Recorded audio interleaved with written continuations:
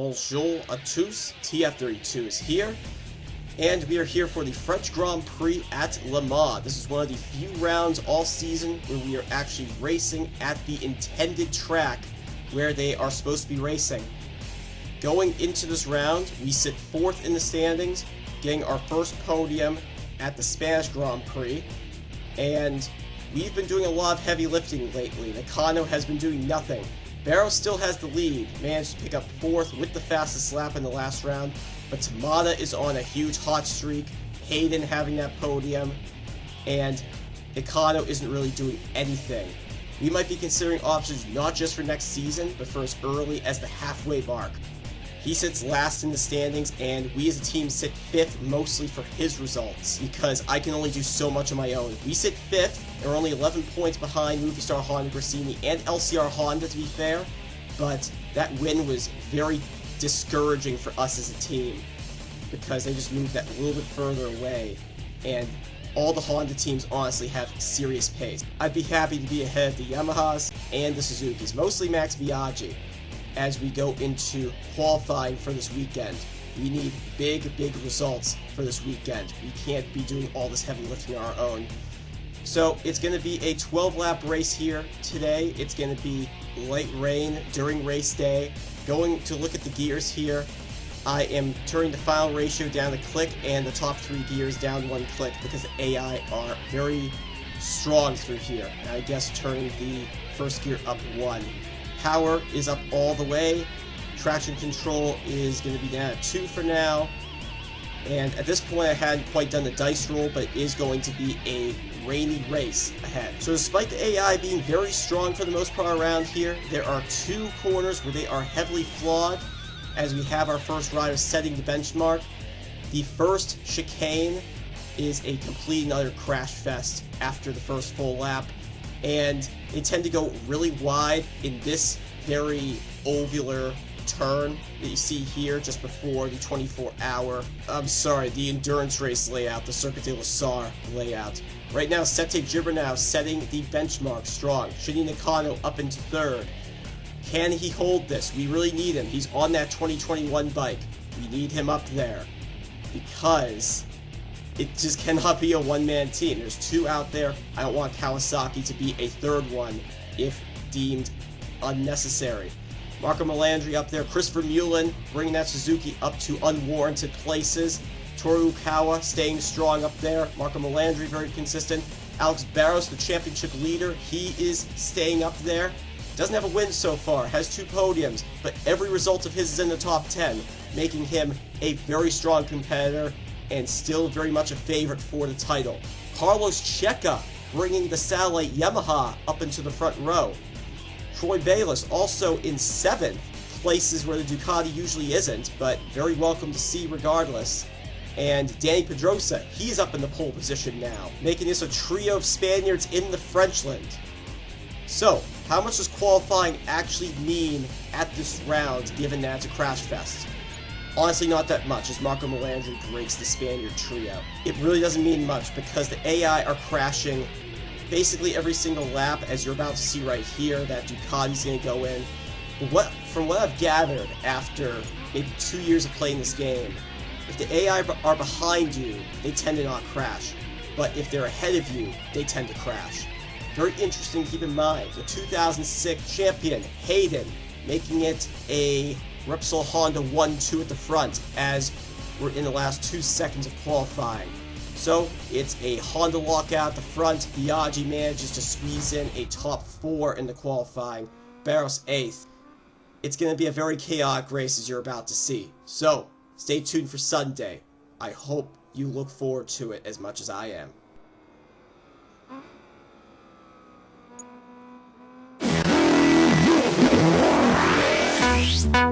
Are you ready, Boots?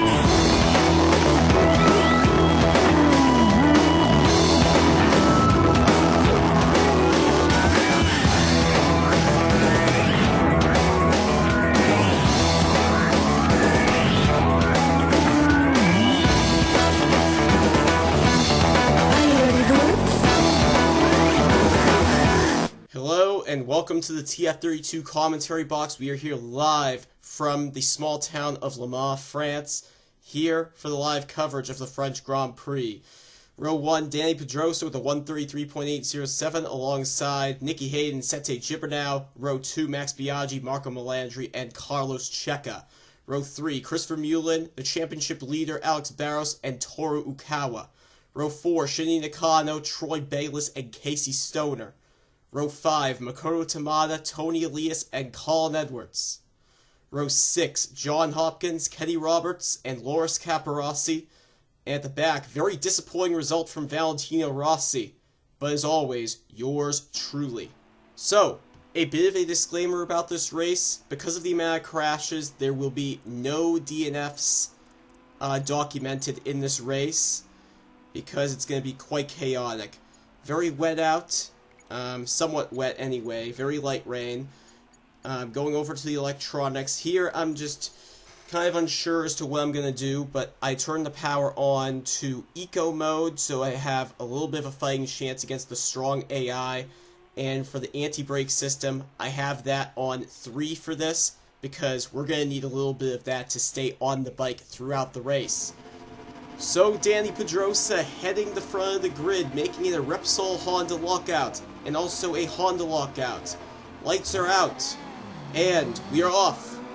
So, really good getaway from Pedrosa. A lot will happen, and a lot of the crashing will happen right in this very first part of the track. Nicky Hayden, though, he's looking to get a little bit of a foothold going into the very first chicane here. A little zoomed in the camera, but not bad. It remains a Repsol Honda 1-2 from the start of the grid, where it was also a Repsol Honda 1-2. Gibernau remains in 3rd. Checa into 4th. And single file, everybody seems to be crawling around this corner right here as we look at myself fighting against Max Biaggi for P7. We are on board with him. He goes really wide as I get really aggressive into the museum corner, and there's already a crash. Misery continuing for Sete Gibernau out of this race. Meanwhile, we have a huge scrap for 6th place behind. But Repsol Hondas, they don't care at all. They are just riding away into the distance.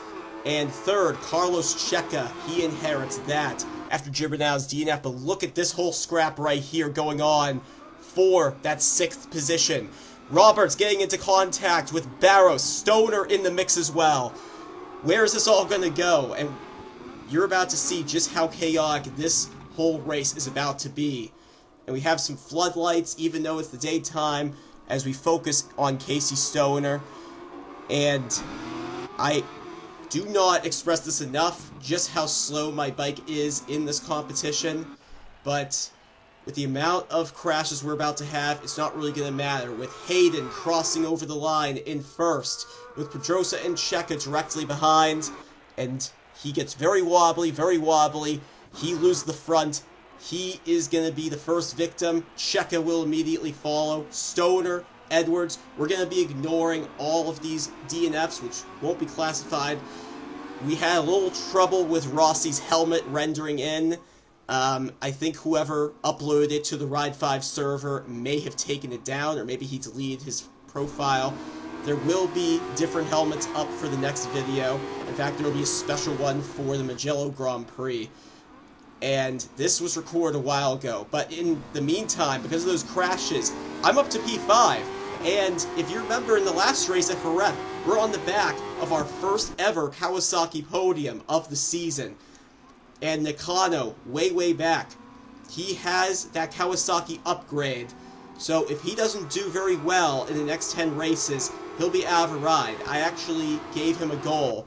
If he doesn't get at least 25 points by the end of the first half of the season, he's out, and Olivier Jacques will immediately take his place for the remainder of the season. And we may or may not have to look at remaining options. As we just saw John Hopkins in the back challenging against Valentino Rossi, the 5-time world champion in this alternate universe. Nakano back in 18th with Kenny Roberts right behind Colin Edwards. His misery really does continue. Barros, I talked over him. He had a crash, but it's literally a lottery ticket, this whole race. Pedrosa now inherits the lead, but for how long will it be? Not that long. he will be the next victim at that first chicane. They just don't know how to crash around here. I think that was Tony Elias that just became another victim. But right now, we are having a battle for, I believe, 4th position. No, 3rd. This is a battle for 3rd between myself and Rossi. And it's that Bayless that I just saw in the back. Yes, it is. With Marco Melandri. He is right there as well. Another thing I'll absolutely bring up as I have a bit of a breather to talk. There are some tracks I will be taking off the calendar because I've been doing a lot of test riding around a lot of the tracks. The AI don't overtake. They're too easy to beat. So I might be replacing them with other tracks where they're more competitive, or I might bring some repeat rounds from earlier on in the season. And I would like to get this project done before I leave for my trip in October, which I will talk about in another video. But Troy Bayliss using the power of that Ducati to try and get past me. And at the same time, I tried to use my early braking skills to get by him. But Bayliss fighting back once more, getting P4.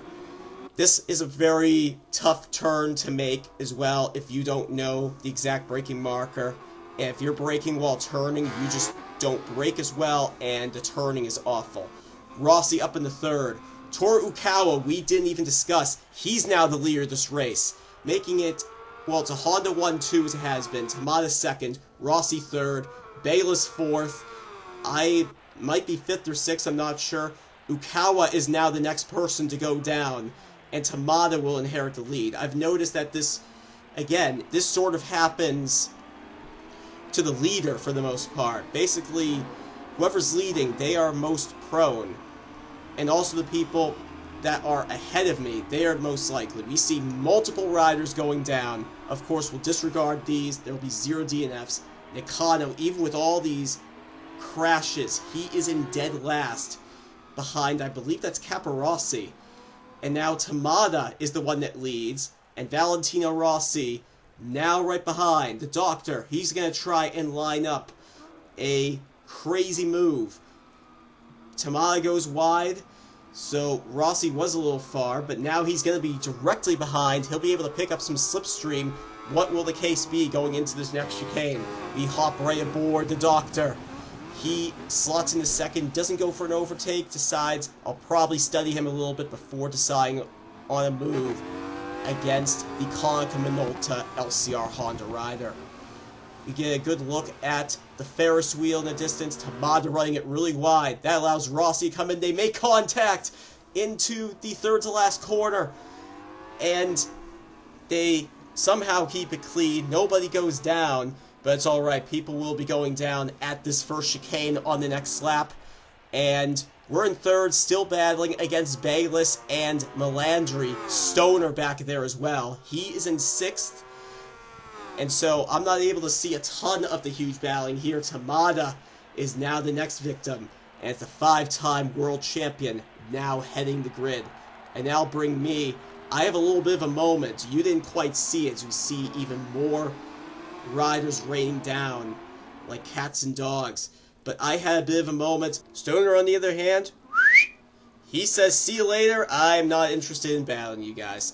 He has a bit of a moment. That's just some weird thing the AI like to do around this track. But I had a moment going into the first chicane, and I had to take a little bit of evasive action. And unfortunately, I end up going on the gravel. I somehow am able to keep my 2 wheels on the asphalt here. And we continue our battle against Marco Melandri. As Valentino Rossi leads, Nakano still at the back. How he is not able to advance, it's way beyond me. Very concerning. And he has that upgraded bike as well. Pedrosa, he was leading the race earlier. He's at the back with all those crashes. Barros, the leader in the championship, he is clinging on to 1 point at the moment. Bayliss had a crash. He is still in the top 10 though, so all these riders will eventually come back to each other. John Hopkins in 5th, Colin Edwards, who's had a horrible season so far, he is in 4th, still battling with Melandri. He is going to pass by me on this opening straight right here, as you see right here. No, it's Gibbernow. Gibbernow gets ahead. He'll get into 2nd spot. Rossi, of course, crashes, but he isn't as bad off. He has just a big enough lead to where he'll still be pretty behind. Well, not too far behind. And it's a goal-loss Yamaha factory team 2-3. And all of a sudden, I'm in the lead. This is the first time that a Kawasaki will have led a Grand Prix. Can we get our first win? We just had our first podium. Can we have our first win immediately after? As Colin Edwards is right behind us. He is a wet specialist, so this is going to be quite tough fighting against this Texas tornado here. But Rossi's still looking behind, and we have someone down in the back. That's Kenny Roberts, and he is going to be brought back to the grid a little bit more. It's just a whole crash fest, this race. Rossi a little far behind. We have Melandri and Yukawa behind in 4th and 5th. I didn't get to see who is in 6th place. It's Cheka, who has had a solid start to the season so far. He is in a top 10 spot in the standings as Edwards runs wide, and he still leads. Can the wet weather specialist carry on to achieve a much-needed win in this first 990cc championship? Even with Slipstream, I am just no match for most of the bikes, pretty much all the bikes actually, on that straight. And Colin Edwards, he'll be the next one to fall. You just see him lose the front right there. What about Rossi? Does he fare any better? No, he doesn't. He also goes down. So Yukawa, there was quite a gap between them. So Yukawa just closes in, and Colin Edwards doesn't really lose more than one spot. And as a result, there is a huge gap between myself and Colin Edwards. And Toru Yukawa facing the Texas Tornado himself. So there's quite a bit of a gap between myself and 2nd and 3rd place. So it's going to be a battle between Colin Edwards and Yukawa for a little bit, the Honda being the faster bike overall. So, looking at myself, the gap is probably about 4.5 seconds at the moment, but Yukawa, looking on the inside, he is going to make it a drag race all the way into this next chicane here. Edwards tries to outbrake him, but it's no use. Yukawa gets into 2nd, and he, on that faster bike, that much faster bike, mind you, he's going to start chasing after me in the lead. And the gap, as I said before, it's about 4.5 seconds. How much can he drop that? As we see Cheka going on an overtake on, who is it? It is Melandri that he overtakes. Rossi still in that battle as well for P4. So, what is the gap looking like at the moment? It's looking to be about 4 seconds, so already Yukawa is clawing back quite a bit. And he's behind me, so I don't think he's as prone to crashing just yet. So, he's going to manage quite well. Goes a little bit wide, going to the chicane. Not the same for Colin Edwards, unfortunately. Cheka goes really wide. He gets relegated to P5. Or, I mean, I guess he actually stays the same. He stays where it is. Christopher Mulligan really loose. He's a wet weather specialist himself. Casey Stoner, haven't seen a ton from him this season, but he's on that newer bike now with Tamada. We just haven't seen those results that Tamada has had from that Australian kid, that young 20-year-old Australian, Casey Stoner, making his debut in MotoGP. It's so far been horrific for him. So, hopping back on with Yukawa, he's in 2nd, pulling away from Melandri, and he's really starting to make a chase towards me. And as I'm doing this, I'm constantly checking the gap. It's under 3 seconds now, so he's caught up so much quicker than I thought he would. And at the same time, as you see, I'm having to manage front tire temperature. It gets really hot. There aren't multiple tire compounds for wet tires. I really hope there's another gaming company that can sort of do what MotoGP has done so that managing tire temperature, especially in the wet, doesn't become an enormous issue. Colin Edwards, he was at the front earlier. He's in 7th, which would actually be his best ever result in the season. Bayless hasn't really done much this season. He's in 11th, but that isn't really the focus. The focus now is on this charge that Yukawa is going to start making towards me. Of course, we are not quick at all in a straight line. I say it all the time, all the flipping time. How much does Toru Yukawa gain on that front straight? He gains nearly an entire second just from that straight alone, and he gains about 4 more tenths on me from that chicane, because he is right behind me like a speeding bullet. So 2 seconds I need to manage, and I forget if I'm actually on full power right now or not. It's been a while since I've done this footage, and I'm currently 2 rounds ahead. This is all the stuff I have in my mind. I really want to try and carry this Kawasaki home to its first victory of the season, and also in MotoGP. The closest we ever got was with Olivier Jacques in 2005. Yukawa visibly so much closer to me. So I go and I check the gap. It's now 1.6, 1.7 seconds. So I'm constantly looking over my shoulder, because I want to bring this Kawasaki home to that first victory. Can it happen? I sure as hell hope so, as we go back to a trio of Yamahas, Checa, Edwards, and Rossi, doing a battle about for, I believe, 4th or 5th position.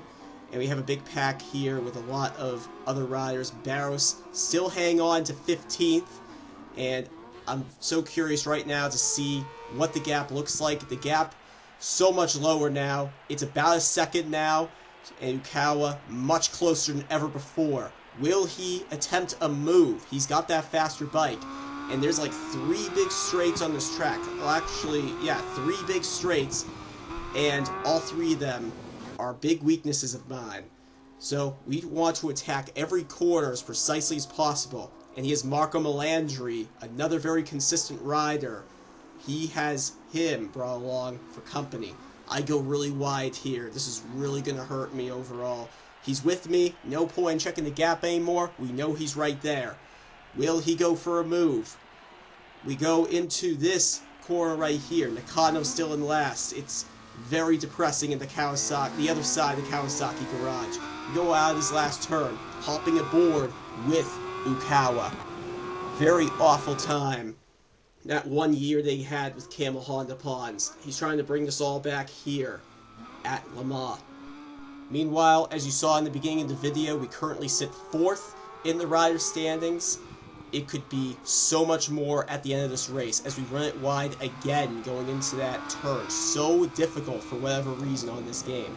Yukawa's with us. The gap is negligible. Marco Melandri not really making as big of an impact, not putting as much pressure on me, but this is what's going to decide all right here. This front straight, Yukawa closing, closing, closing, closing. Can't quite make the overtake though. He gets loose. He gets loose. Does he stay on? He does. So he is still imposing that pressure on me with all of his might. Here he comes again, going underneath the Dunlop half tire, which now says 24 hours of Le Mans here. I go wide. A little bit of a slight invite. No, I do not want this. I want to get this first victory more than anything. We go side by side, into the turn, into Museum. Yukawa, he is still attacking me. He goes on the inside, but he's not able to quite complete it. I'm putting up a huge fight in this green machine. Probably as big of a fight as he is. Does Melandri get allowed to close in? No, he's still probably like 3 or 4 seconds behind. Now onto this back straight right here. We get onto this cam with Yukawa, getting into my slipstream. Backs off the throttle just a little bit. Maybe he wants to study me a little bit more, wants to see what my ride pattern is around this track before deciding on a move on TF32. And going wide again into that Ferris wheel corner. Per usual, this allows him to close in, and it'll give him a much bigger advantage going into this front straight. We go into the last 2 turns. What will this look like? We hop aboard with Yukawa on what I believe is the final lap of this race. He tucks right into my slipstream, gaining, gaining, gaining, goes around the outside, is able to hold it into this Horrible corner for the AI. No, he loses it. But what a battle that we had for the win. He gets back up. And is Rossi going to overtake him? It looks like he does. Former teammates, these guys. They rode for Repsol Honda together. So they are together for second. But this basically means that I'm going to win this race. I guess sort of on merit, because I was able to stay on the bike this entire race, unlike everybody else. So it's going to be a battle between Rossi and Ukawa. Who will take second position, with Makoto Tamada not too far behind. And I'm mistaken, Marco Melandri did manage to stay on the bike. He sits in second, so this is a battle, I believe, for third position between Ukawa and Rossi. But that's not what we care about today. We are rounding out this Ferris wheel corner for the final time in this race.